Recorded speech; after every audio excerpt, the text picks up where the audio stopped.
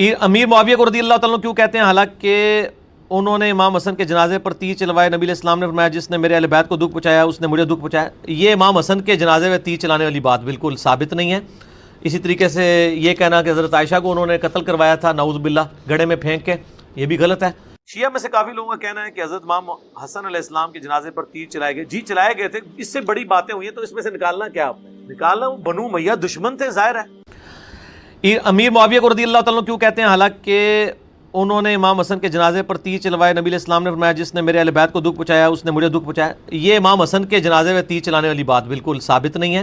شیعہ میں سے کافی لوگوں کا کہنا ہے کہ حضرت امام حسن علیہ السلام کے جنازے پر تیر چلائے گئے. جی چلائے گئے تھے، اس سے بڑی باتیں ہوئی ہیں، تو اس میں سے نکالنا کیا آپ نے؟ نکالنا وہ بنو امیہ دشمن تھے، ظاہر ہے. ایسے جھوٹوں پہ اللہ کی لعنت ہو. تیروں والی تو چھوٹی بات ہے، اس سے بڑی باتیں ہوئی ہیں.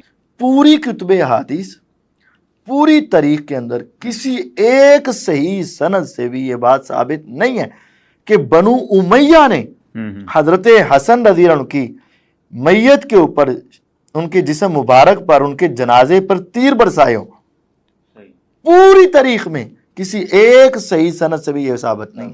بلکہ میں تو آپ کو یہ کہوں گا پوری تاریخ میں کسی ایک صحیح سند سے اتنا بھی ثابت نہیں کسی نے بھی تیر برسائے ہوں. بنو امیہ تو دور کی بات ہے، کسی نے بھی تیر برسائے ہوں. ویسے بھی ایک اور بات بھی ذہن میں آتی ہے کہ اگر یہ اس طرح ہوتا تو دیگر صحابہ کرام کہاں تھے؟ آپ پھر اس وقت دیگر صحابہ کہاں تھے کہ ان میں سے کون کون زخمی ہوا، کس کس کو تیر لگا؟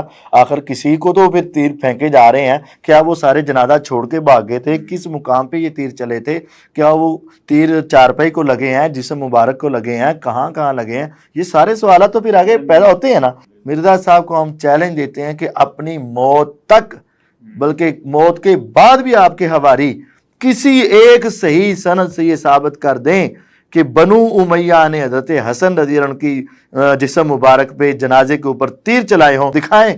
یہ کہانی ہے، یہ کہانی ہے بھائی جان. مرزا صاحب نے اتنا بڑا جھوٹ اور بلنڈر چھوڑ دیا ہے کہ حضرت حسن رضی اللہ عنہ کے جنازے پر تیر برسائے گئے بنو امیہ کی طرف سے.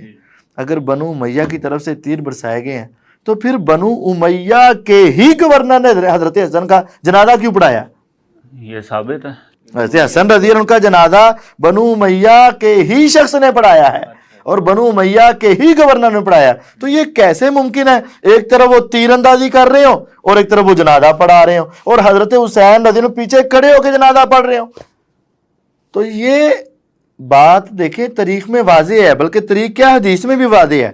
یہ مصدرک علی الصحیحین ہے، یہ جلد نمبر 3 ہے، حدیث نمبر 4851 ہے. فضائل حسن بن علی بن ابی طالب رضی اللہ عنہ میں یہ بات ہے.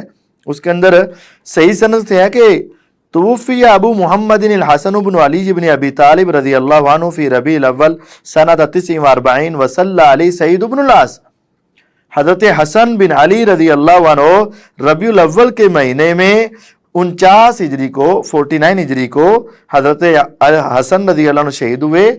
وصلی علیہ سعید بن العاص، اور ان کا جنازہ کس نے پڑھایا؟ سعید بن عاص رضی اللہ عنہ پڑھایا. تو سعید بن عاص مدینے کے گورنر تھے. سعید بن عاص رضی اللہ عنہ مدینے کے گورنر تھے اور انہوں نے جنازہ پڑھایا ہے. اور یہ بنو امیہ میں سے ہیں اور بنو امیہ کی ہی حکومت ہے اور بنو امیہ کی طرف سے ہی لگائے ہوئے یہ گورنر ہے. تو یہ کیسے عقل میں آ سکتا ہے ایک طرف بنو امیہ تیر برسا رہے ہو اور ایک طرف حضرت سعید بن عاص جو بنو امیہ کے ہیں وہ جنازہ پڑھا رہے ہو؟ اور یہ بات ذرا توجہ کریں، اس وقت اہل بیت زندہ نہیں تھے؟ اس وقت کیا حضرت حسن کے ساتھی زندہ نہیں تھے؟ کیا اور سینکڑوں صحابہ و تابعین زندہ نہیں تھے؟ لیکن اس وقت بھی انہوں نے بنو امیہ کے پیچھے کھڑے ہو کے حضرت حسن کا جنازہ پڑھا اور بنو امیہ نے پڑھایا. یہ اس بات کی دلیل ہے حضرت حسین بنو امیہ کا احترام کرتے تھے اور حضرت حسین جو ہیں بنو امیہ کو اس لائق سمجھتے تھے کہ وہ ہمارے بھائی کا جنازہ پڑھا دیں.